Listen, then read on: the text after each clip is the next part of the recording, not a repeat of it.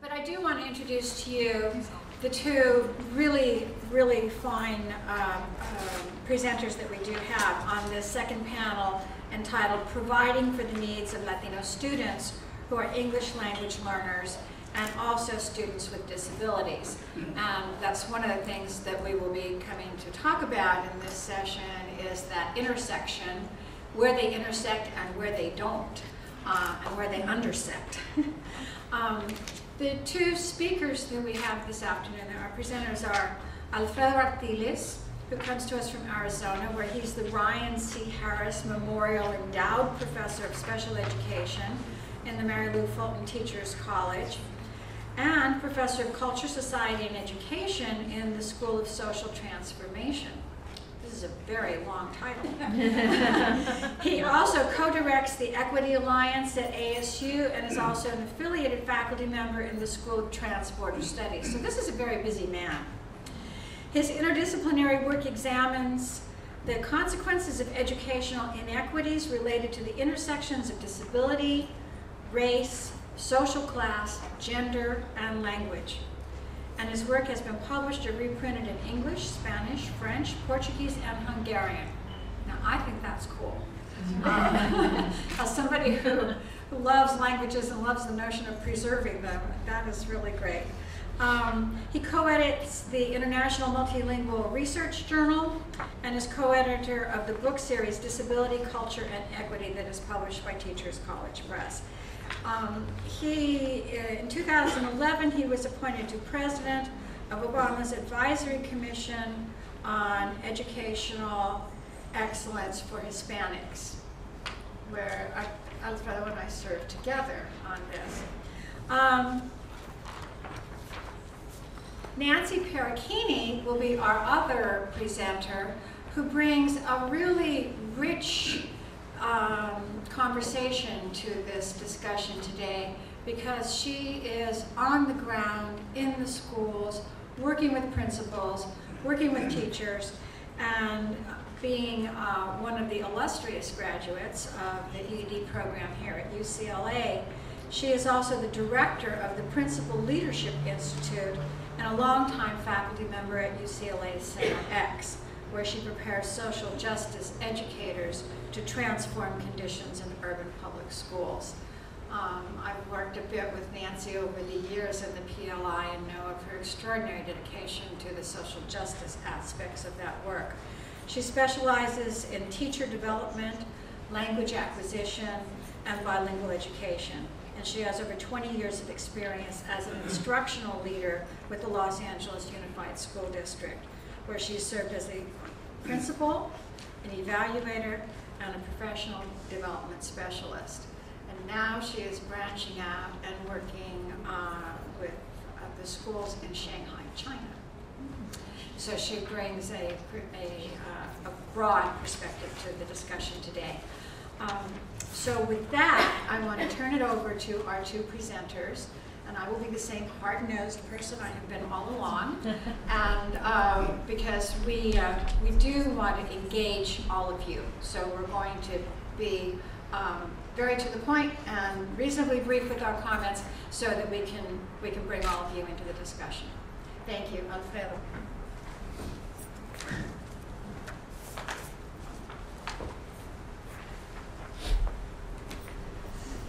Gracias, Patricia. Buenas tardes. Thank you for being here today.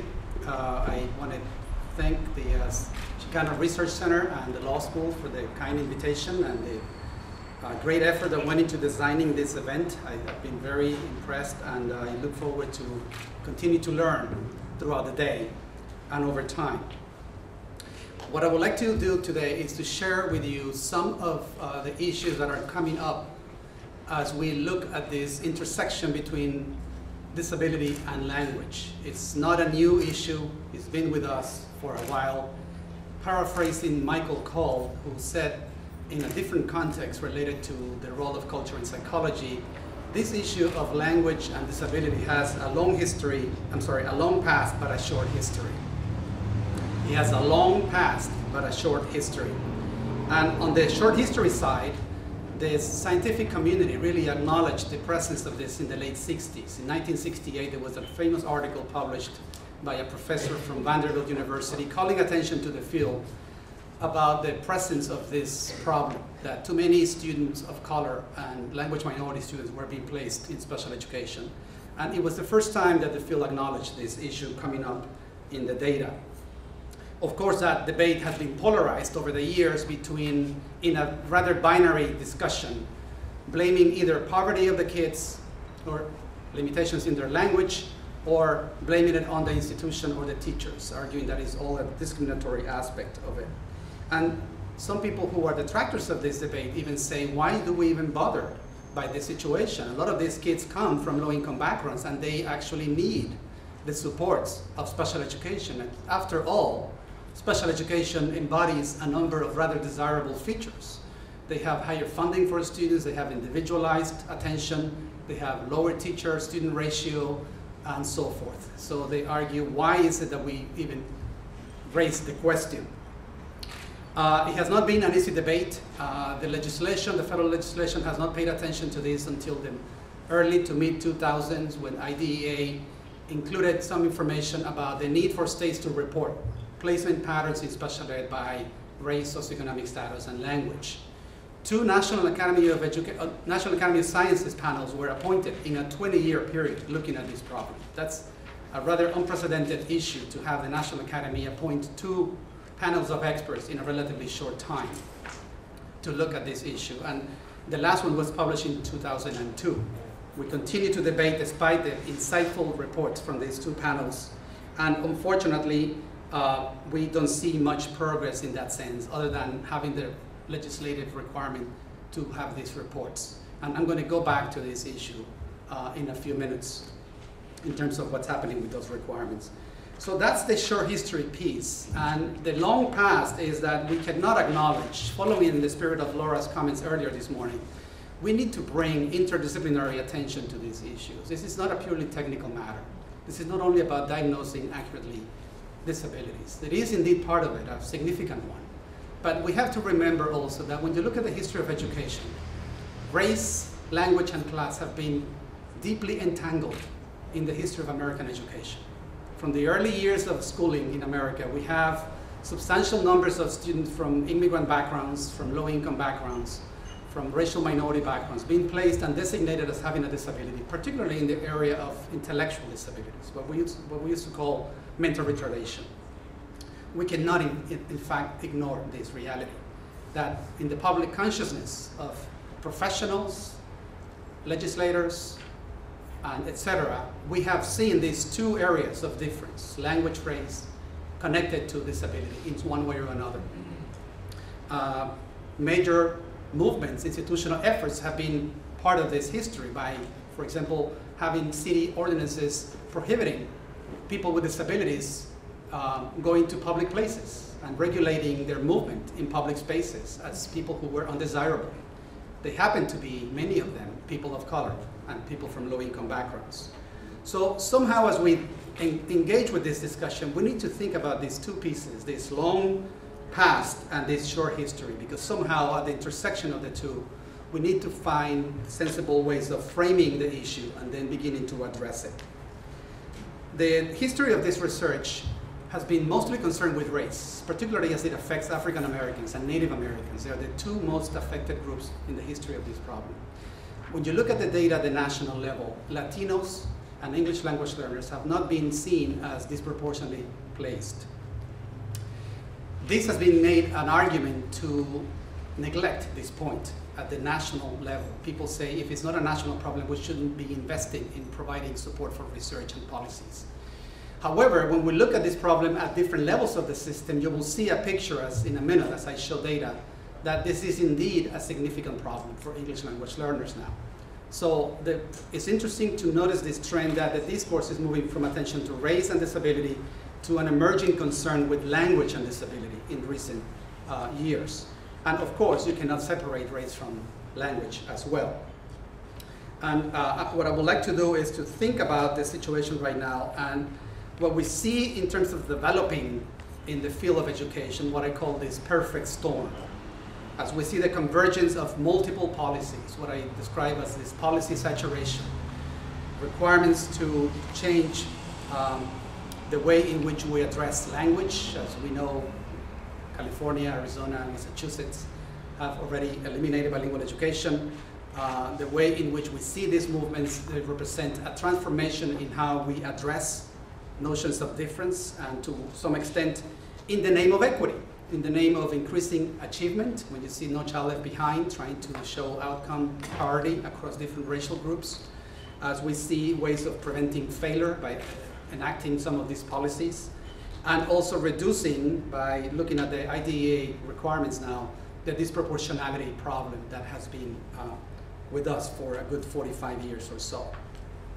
Just as we see the convergence of reforms and policy renewals like IDEA, response to NCLB, we also see the special education field transforming its identity. We see blurring of boundaries between special education and general education, mainly through the push for inclusive practices and programs. At the same time, we see projects like response to intervention really gaining momentum and requiring districts to use interventions to prevent placement of those students. The anticipated outcome is that those efforts will diminish the number of minority kids placed in special education. As we see this, we're beginning to raise the question, to what extent is the convergence of these policies and the changing nature of how we think about special ed and disabilities coalescing around alternative views of who is different and what counts as needing support for ability differences? And to what extent is this signaling a change from language difference, kids who are different from us because they speak a different language, to assumptions about the same kids with regards to having a different ability level? To what extent are we seeing the emergence of this disproportionality? So that's what we're after. And what I would like to do then is to address 3 points, looking at recent data on placement of English language learners in special ed, and see how those are shifting over time. To what extent does this actually reflect those changing views of difference? Then I will raise a couple of points in terms of how we think about the complexity of this issue by getting into issues of intersectionality and to what extent are we paying attention to intersectionality.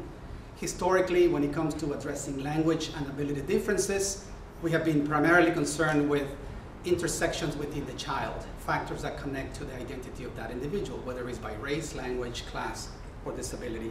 Those, of course, matter. They matter a great deal. We need to pay attention to them, but we're not looking enough into the within group diversity of the English learner community, and I'm going to speak to that for a minute. But the second point around this idea of intersectionality is the need to think about intersections across professional cultures in schools. If we only stay concerned with intersectionality across different axes of variability within students, we leave out this whole picture of how assumptions that are given by professional fields are also confounding and creating a lot of noise in how we diagnose these issues. And we typically don't bring those to bear in the decisions we make for programs and placement matters. And I'll say a couple of things about implications. Let me just give you a snapshot of recent data on students with disabilities. And this is data mostly from the Southwest states. In a study with data a few years ago, we found, looking at data from 12 districts in California, that the chances to be placed in special ed for English language learners increased as the language supports provided by the district were reduced. So you had greater chances as you were going to schools in which there was no language support, whether it was bilingual or any other form of language support. When students were placed in so-called English immersion programs, in which we had no support for these kids, they were 3 times as likely to be placed in special ed compared to those who were in bilingual education. So a 300% difference in terms of the risk of placement. We also found this so-called vulnerable English language learner group in that sample. We found that districts were designating a subgroup of students in that ELL community as not being proficient in their first language or the second language.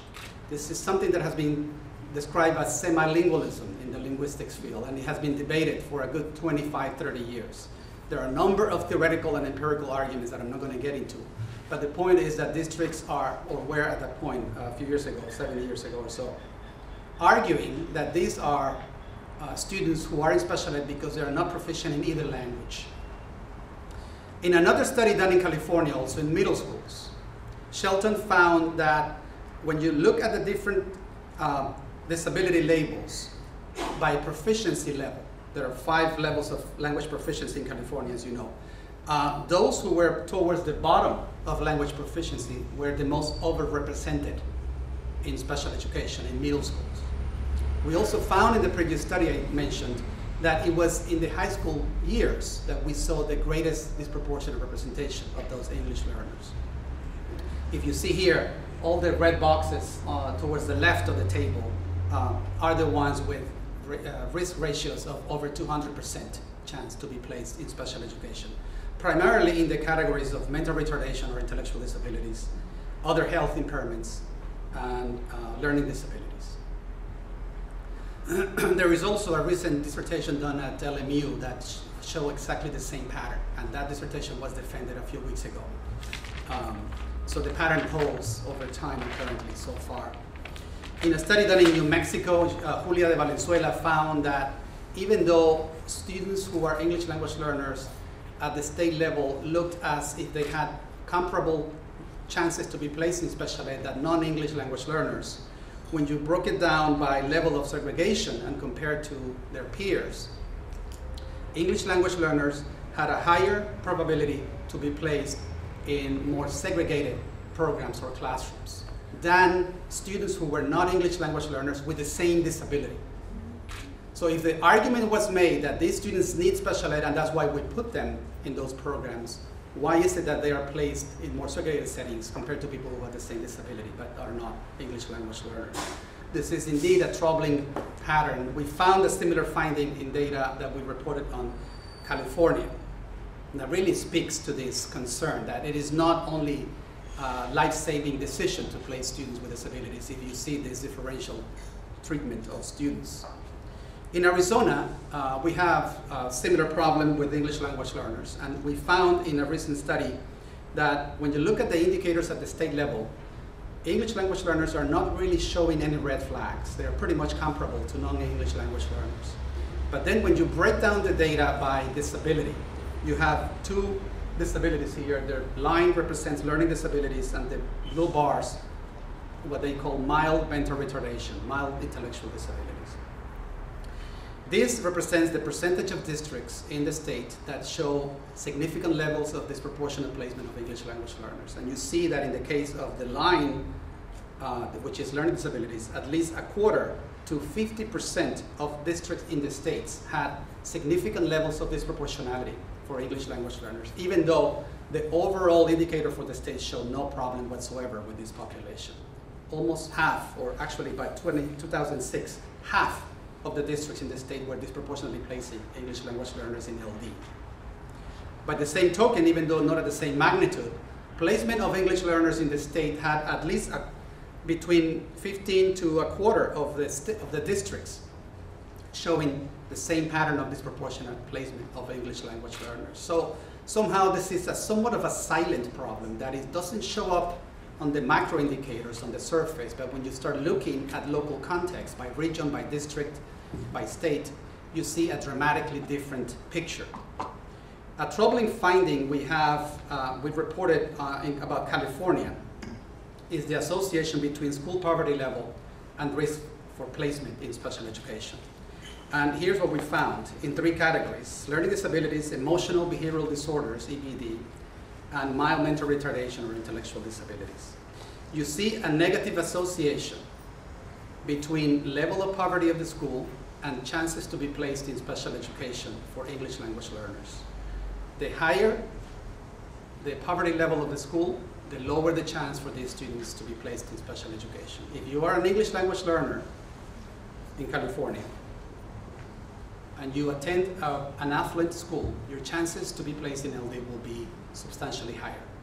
The same happened at a different level in mental retardation, and the same happened in emotional behavioral disorders at a much lower rate. In fact, that category tends to be under placement. But the most dramatic one is SLD, specific learning disabilities, at the tune of 300% in high income schools or low poverty schools. So as we see some of these trends, we begin to see some patterns. It is critical that we acknowledge that the placement patterns will shift from one level to the next, and that we see increasing numbers, especially in Arizona and California. We found some evidence of this, not at the same level in Massachusetts as well. And unfortunately, a lot of these districts had substantial overrepresentation. School poverty matters. It's not only about child poverty, but the school poverty really matters, and it has really complex connections to this problem.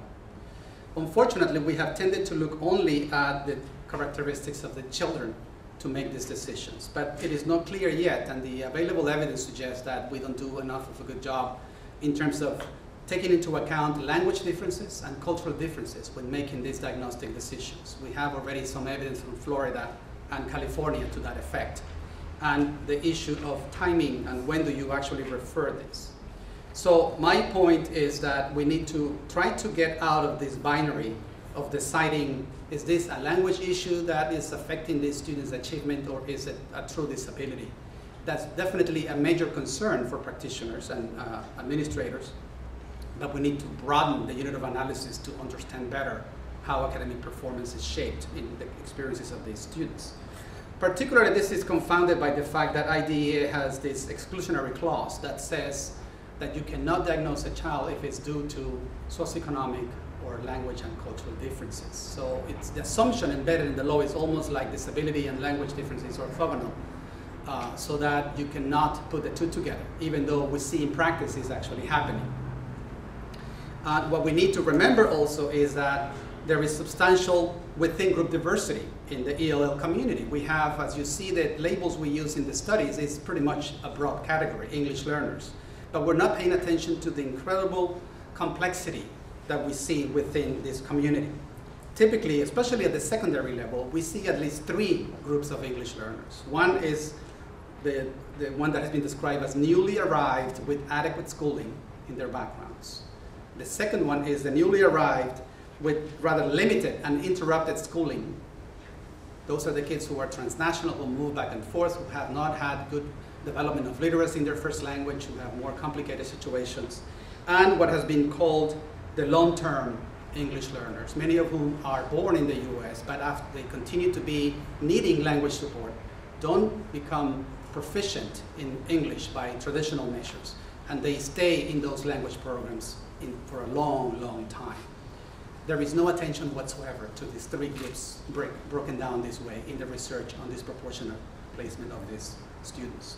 So we need to make sure that we pay attention to those, in addition to the so-called new Latinos, the incredible influx of students from Central America and South America that are really changing how we think about the Latino community and the transnational networks that they maintain that really defy a number of assumptions that we have about these students. But the other point is this idea of what happens in those contexts in which these students are being served in schools, and that mark a number of multiple axes of conflict, particularly around this idea of language differences. There is an interesting report from New York looking at how we make decisions for determining who belongs in special ed among English language learners. It's available on the web, and it's an interesting case in point because there are a number of really interesting ideas that came out that support this argument that I'm making. It shows that students, professionals were still debating and struggling with determining how do you fit kids in each of these boxes. Are they only ELLs, or are they ELLs with disabilities? There was a set of conflicting policies between the Department of Special Education and the Department of Second Language Supports. Each of them had very different powers within the school. Some of them were more important than the others. Typically, it was special ed that tended to have more support and power in those cultures. Pressures to address the disproportionality forced practitioners to move these students to special education so that test scores from these students will not be counted oftentimes towards their AYP or counted differently. There were a number of disruptions between departments and professionals trying to communicate, and that affected the timing in which these students will be receiving pre-referral interventions and referrals. Teachers tended to have this desire to refer kids faster than administrators. They were more reluctant, in part out of fear for litigation and issues connected to that. There was a long history of it in that district.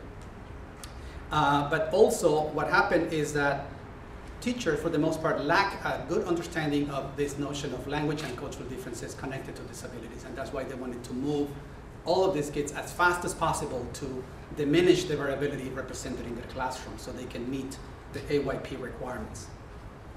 And there was indeed an institutional climate that suggested to teachers that they were not respected, that the decisions were not counted as much because of the way the administrators were moving on. An interesting factor in this picture is the few schools that had ELL teachers, they were more inclined not to refer these kids and not to identify. And they, for that reason, partly because they didn't have services for these students, but also they tried to keep the ESL or language support programs longer as a way of protecting them. Of course, this created a differential access to the curriculum and hampered opportunity to learn for these kids. So all of this, really, to wrap up, I'm out of time, is to suggest that when it comes to disentangling this problem of language differences and disability differences, we need to go beyond this idea of the essential English language learner and begin to count all the sedimentation of differences that we have in this group, but also account for how we build structures and practices in schools that will allow for what sociologists of science have called trading zones, zones in which people exchange and communicate and challenge each other's perspectives and assumptions about what they do in their everyday practices, and promote opportunities for people to use the information they have from their respective vantage points in more productive ways, in ways that acknowledge and enrich the complexities of these kids' experiences, and also track any possibility to look at opportunity to learn for these students beyond documenting the deficit of these students. So there is much more that has to be said about this, but let me stop here. I appreciate your attention, and I look forward to our exchange. Thank you. Who volunteered to support me with this project, decided that we wanted to talk about something that was very thoughtful and that contributed to the field. So we wanted to look at what question could we pose to administrators who are currently practicing that would bring out some of their circumstances that they're dealing with in public schools across the Los Angeles basin. So we realize that the climate today in which teachers and principals are working, and our students who are in the Principal Leadership Institute, these are aspiring principals, realize that our colleagues, teachers and principals, are working in schools with very low morale. People have lost their jobs over the last few years. There have been diminished resources. There's high stakes accountability and testing, and all these issues have contributed to the pressures that teachers are feeling and the parents are feeling and that our students are feeling. So we wanted to explore what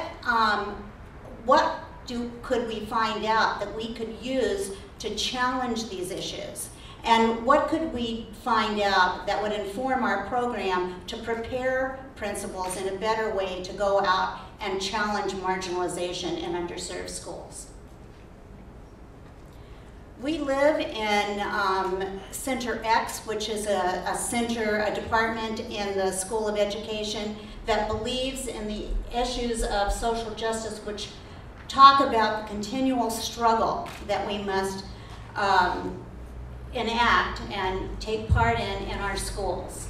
So we recruit students in our program from the most underserved schools in the Los Angeles basin. Our students look like the students they're going to serve. They have the same language issues. They have the same historic underrepresentation in college issues. So they understand when they go back and serve in schools as principals what their students and parents are struggling with. The Principal Leadership Institute is, it provides a credential and a master's, And it exists at Berkeley and at UCLA only. And it's definitely a different focus from some of the other leadership programs across the LA Basin. Anyone who's an aspiring principal can go anywhere and get a credential to become a principal. But here at UCLA and Berkeley, we have a criterion that's very important for us, and that's that the person is committed to enacting social justice in the schools that they serve, and that they push against marginalization in schools. So our students usually represent more language diversity, ethnic and racial diversity. You can see that the majority of our students over the last 5 years have been Latino. You can see from last year it was 41%, African American 12%.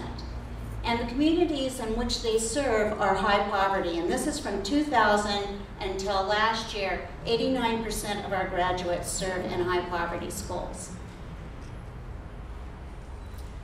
So as I said, we wanted to take the data that we were going to collect from interviewing principals to inform our program. And these are some of our wonderful interviewers who volunteered to work with me. Sorry about the bad photos. And this is the list of our students, many of whom are in the audience. So part of the program is, and the Principal Leadership Institute, is to work on a project in each of their schools that challenges marginalization. And this isn't an easy process, because as you can imagine, they're usually teachers, they're aspiring principals, so they're usually teachers or coordinators, deans, counselors, and they have to go into the school and propose to the principal of the school, I want to challenge the issue, let's say, of language minority students over representation in special ed. And at first glance, this appears to be, a problem that, of course, everyone would embrace, but principals can be very resistant when they have to go out on a limb and challenge issues of discrimination or oppression.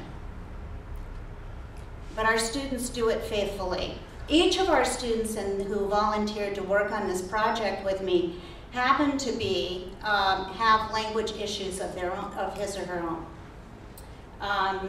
Fatina from the Middle East went to Puerto Rico, spoke Spanish and Arabic fluently, and then at 7 came here to Los Angeles.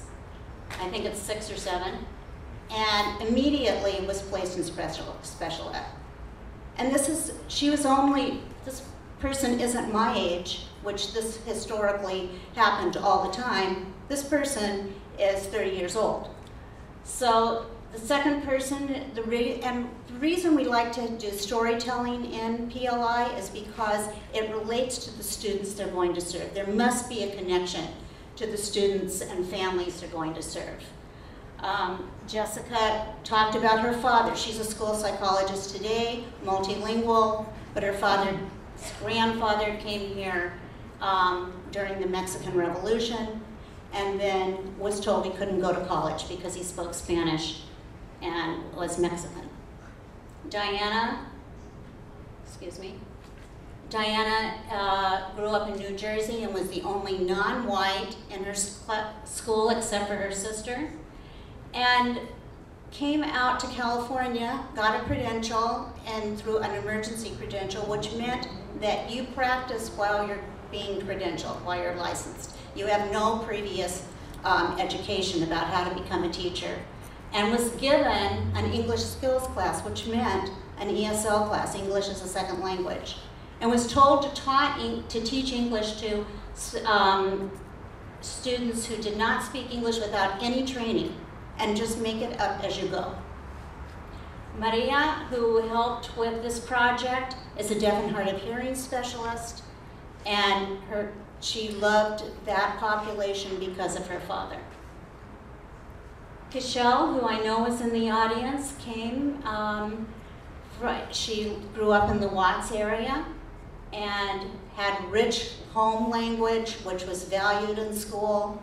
She was a stellar student, a future lawyer, and then moved to the Valley and realized that her language, her culture, her home language, and her culture were not valued, and she became isolated.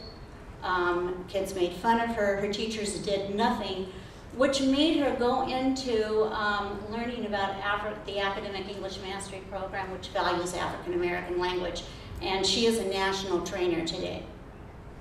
So I think it's important that you know who our students are in our program, because as they went out and interviewed principals, they took their identities with them, and we all did, but they took their bias with them. And we tried to reach out to principals and interview them without the bias, but it was very difficult, I'll have to tell you. But as practitioners, we wanted to explore their beliefs. What are the principals' beliefs? What are the circumstances they're working in today? Do they see this? Do they bring up this intersectionality between over-identification of language minority students and special ed, and classifying them with special ed needs? So we just basically asked them a question that might not be too biased. Tell me about the representation of English learners in special education. And we're just trying to take the temperature of what's out there right now. But before they went out, I asked if you could have gathered data from the CDE website, California Department of Education website, or API scores, or just academic scores, so that not to necessarily share with the administrator, but to have them in your mind. So when you were listening to the principal talk about his or her school, you knew the background of the student, the academic achievement. So for example, we took some information from the largest school district, and not one of the largest school districts in Southern California, and looked at how many students are placed in resource specialist or special day classes, which are usually the least restrictive environments. And there are a total of 57,000, more or less. Of those 57,000, 42,000 are Hispanic, which is about 75% of the total. But it looks okay, because 73% of the total population of this school district are Latino. But then when you go down a little bit further, you look at the different levels of English. English only, maybe they're proficient in English, but look at limited English proficiency. 27,000 of the 42,000 are enrolled in the resource specialist or special day classes. So that's 64%. So then we looked a little farther, and of the 64%, so it ends up being that there are 48% left, or Spanish speaking, not other languages, only Spanish, who are in SDCRSP. But in the total population, it's only 25%.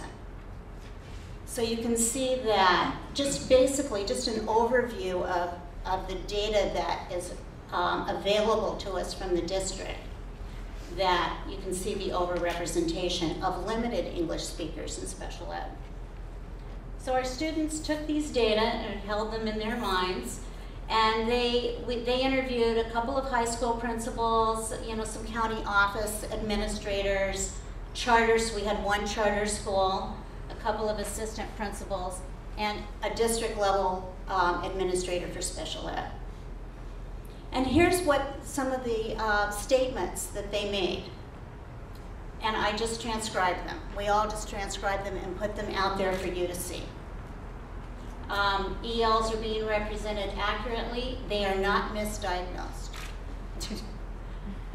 You can read all of them. I just highlighted a few. Kids in special ed end up being ELs longer, and it's harder to determine if it's a language issue or a learning disability or a true language barrier. We are well suited to take care of special education, but we do not have the expertise in the area to help ELLs. Now this is after 30 or 40 years of designing programs and approaches and strategies to better the academic environment for language minority students.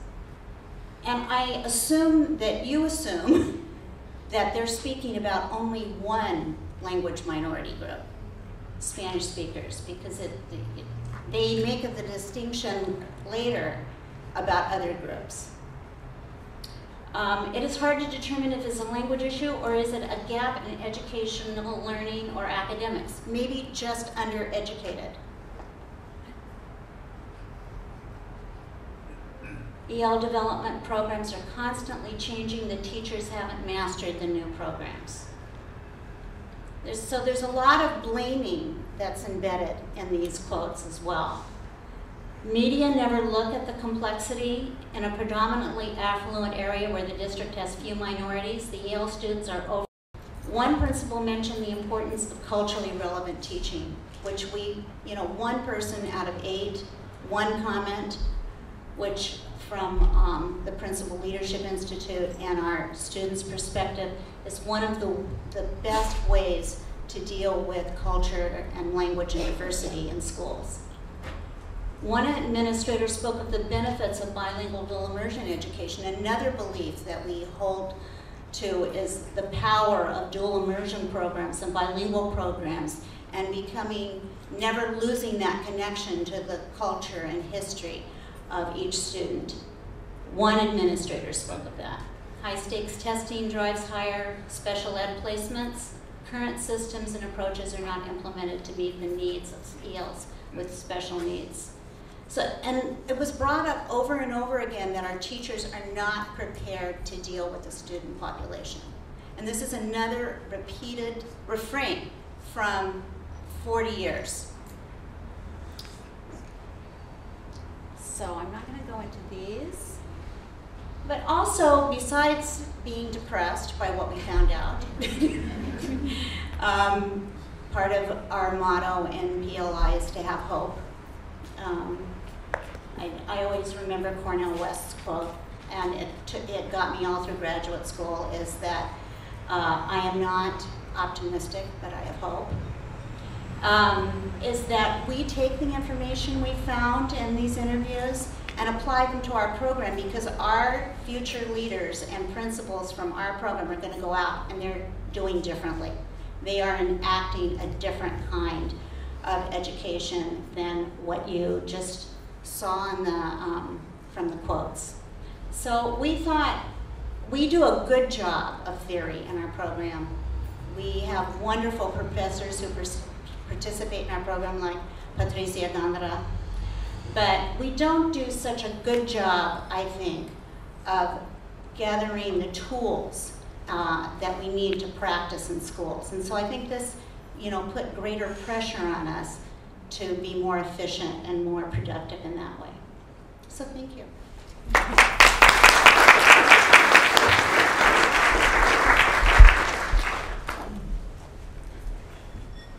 We have about 10 minutes left in this session for discussion. I just have to comment on something, because in an earlier lifetime, I worked as a bilingual school psychologist, so I was the person that these people referred to. And then it was my job to determine whether the individual had a language disability, a language issue, or not quite proficient, or whether there was a disability, or whether there was something else going on.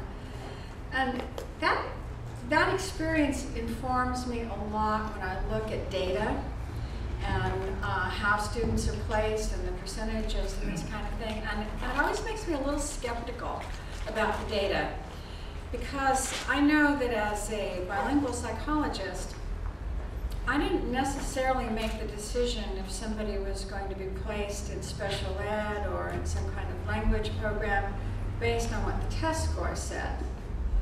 As, okay, this is another one of these things, don't take it outside the room, but it's long enough now. I think we're past the statute of limitations. But I made that decision on the basis of whether there was a really good program that this child would be put into, or whether there was a really bad program that this child would be put into. And so I always question how much of that is going on in these placement decisions and in these numbers and percentages when you see this school by school and district by district. If I felt like a child was going to be dead-ended in special ed, they didn't go to special ed. Sometimes no program at all is better than a bad program. And if there were no services for English learners in the school and there was a very sympathetic special ed teacher who I knew would not dead end a kid, the kid might become special ed. So those are just a couple comments about this that complexify the situation, I think, even more. I know that you in the audience have some questions that you are, or some very brief comments that you are dying to make, and so I don't want to take up any more time. We've got about 10 minutes for that. With the cultural narratives, my name is Iniana Lopez-Jones. I'm a Corona Norco bilingual teacher, and also we do the Puente program, the first in the Inland Empire, to start it. You called it a bias. I call it a cultural narrative that they could relate to the students, and that empowers, it allows you, it gives you a lens, if you will, and it gives you a voice. And in giving you that voice, you're also modeling what our students need to have. And how do we fight these systems, and how do we articulate these systems and assist the students, whether it be linguistic or a learning disability? How do we work with the familias so it's a comprehensive and a collective endeavor? Okay, so I guess to both of you, if you could comment, I think the essence of that question was, so how do you fight against systems that aren't working for kids? It's not a terribly different question than what came up earlier today, is how do we use work across lines to advocate? Favorite approach has been to do professional development for psychologists and teachers, because they make that assumption that it is the teacher's fault or the school psychologist's fault. The problem with that, as you suggested, is that it's a broader, more deeper problem. We know when we look at the research for the last 30 years, attention to teacher bias and practitioner's bias has been a major strand of work. The evidence is inconclusive at best, it's mixed. Sometimes we show bias, sometimes we don't. Mainly, I think it's an artifact of how we measure those biases, and they never resemble the complexity of everyday life in school. And for that reason, then, we have had some technical assistance models in which the approach is to say, first, this is not a special ed problem. This is an education issue that needs to broaden the discussion so that whatever process of change you put in place should go beyond the teacher and the psychologist. Should be about taking advantage and leveraging the leadership that you have at the school level. You have to start there always. That's why Nancy's work is so critical, because if you don't have the leadership on board, it's not going to go anywhere. Then next, because that person has the power of scheduling, allowing people to collaborate and to do work in different ways, that may be creating some of the issues. But the next thing is to really look at beyond the technologies of diagnosis and look at curriculum, look at how the entire faculty and community think about language as a deficit versus an asset, and the implications that that will have for pedagogical strategies, for the way we assess learning, for the way in which we think parents should be involved. The moment you begin to say this is something we all need to own, you change the conversation. And I think that's the first step.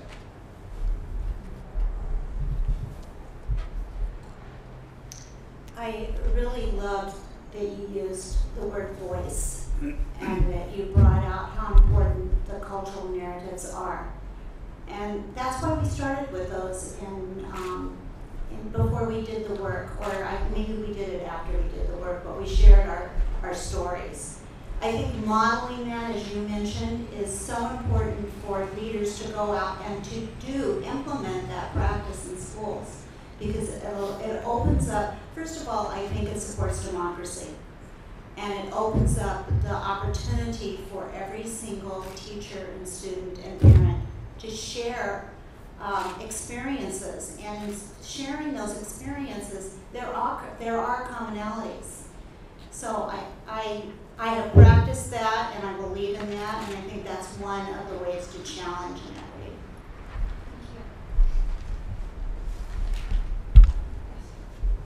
Hi, my name is Ruby Gamis, and I had been a successful educator for 13 years, implementing pedagogy and instructional practices in technology especially. Got 2 masters, and and trying to really attack this issue 13 years straight. In finally working with teachers and training modules, especially integrating the technology, because then I had to do both things coming together. I realized that there's a big lack, even, we say cultural proficiency, we say diversity training. Again, this is an issue 40 years long. My generation, I suffered from it as an English language learner myself, being invalidated every single day till now, to a certain extent. And still seeing that there's people of color now. There's people there still saying, the English thing, they need to learn English, but then not validating the linguistics approach. They want the immersion, like, oh, they'll pick it up if we speak, enough. And then using 2 different curriculums and expecting, separate but equal results. Testing them in ELD for main idea, and then in language arts for evaluations or making predictions. The language context, the frame's completely different, and then we're expecting the child to actually make it, and then we label them as special ed. I mean, all of these things, and then you bring it up, and of course you're like, oh, you're against teachers, or So eventually I pursued my education leadership masters to try to understand this, and then it came down to the leadership also, not being instructional leaders. They would sit down, they didn't know what a SADAI strategy was. They didn't know what, SIAP was. They had no clue as to what these things were, but then they had to go in there and enforce them. So we're in this complexity, and then, thank you for sharing that with us as far as making that decision of which program to go to, and then should I perpetuate that same calling, or are we really gonna do something about it? I'm here to find out, what are we really gonna do about it? Because this is kind of old, and I'm, pushing up that threshold. But it seems like everything's collapsing because nobody wants to, do it. If we had had the time for a little bit more discussion on the panel, I think this is exactly what the 3 of us had spoken about offline, was that it's been decades.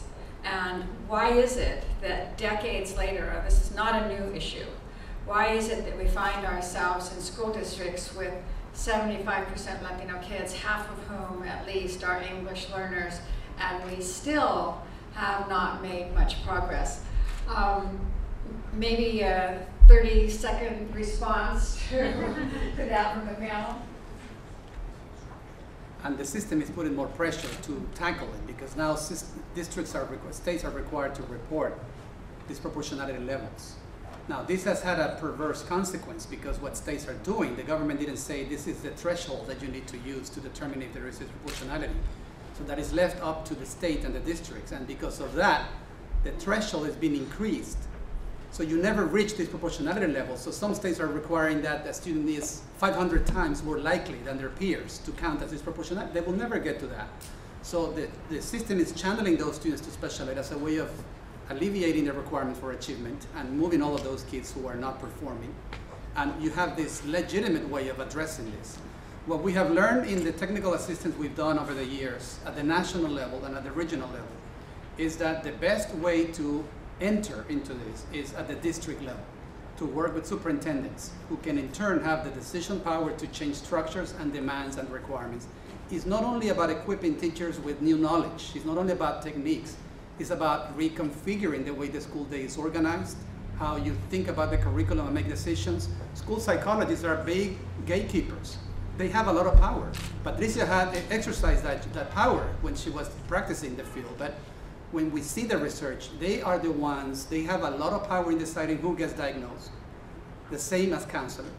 And they can be changed only when certain requirements that they're trying to address are not necessarily providing incentives for having more of those kids channeled into those tracks. So again, the change has to come at the macro level, starting at the district level. You cannot even try to change it at the classroom or even the school. It will only last so long. at least in the experience we've had so far.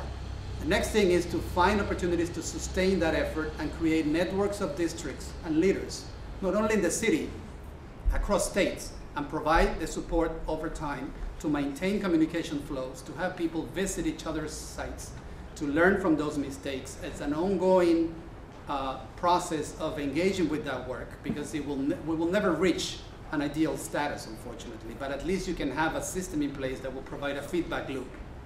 But you have to start at that middle level between the state and the school. I'm going to answer this question from a practitioner's perspective.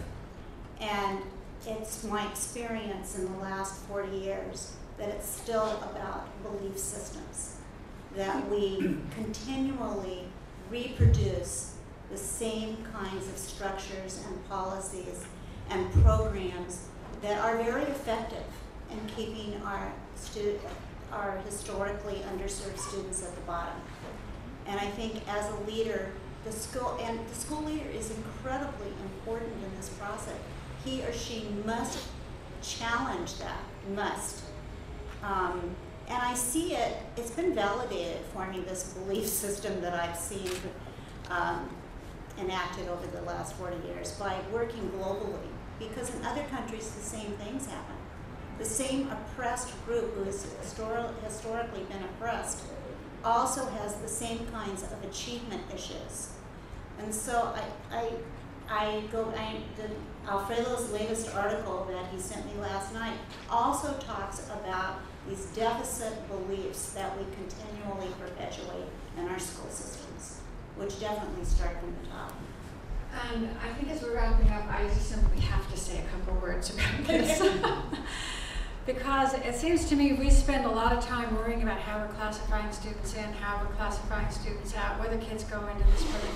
But we don't spend very much time worrying about the actual quality of the instruction that is being provided for these children in whatever program they are in. We, for the most part, provide really, really weak programming for kids who are limited in their English. And yet we are shocked and surprised when they don't score well or they are ending up being referred for special education. We've got to, it seems to me, come back to the basics here. What are we providing and what kind of tools are we giving teachers to work with these children? We're not. I mean, you saw this when Nancy showed the teacher thrown into the room with maybe 30 kids and said, well, do what you can. That's not anomalous. That's not a unique thing that happens. And I think reflecting back on the earlier panel today about the resources, until we put the resources behind preparing the teachers, paying them enough to stay in these very difficult jobs, and reducing their class sizes down to something that is manageable, we will just continue to repeat. And you'll come back in 20 years and we'll be doing the same panel again. Hopefully not. Hopefully not. Yeah, that was a wonderful comment. You know, I'm not optimistic, but I'm hopeful. Thank you to a wonderful panel.